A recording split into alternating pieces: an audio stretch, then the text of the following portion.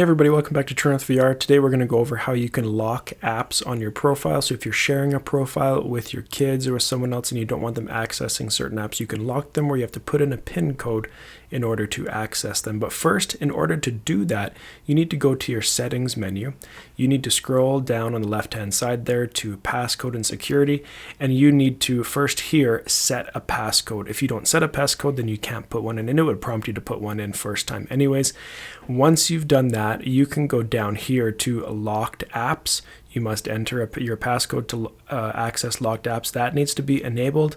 And then down here, you can see all of the apps that are, and you can also toggle them on or off. So if I want, for some reason, Beat Saber to be locked, I can toggle that, put in the passcode I just made, hit continue. It is now a locked app. If I go back to my library here, Beat Saber, you're going to see that little lock box there. The other place where you can do that, I'm just going to get rid of this just so it's not in the background, is just right here in our library. If you click and hold on an app, it will give you the option to lock it. Again, it's going to prompt you to put in your passcode.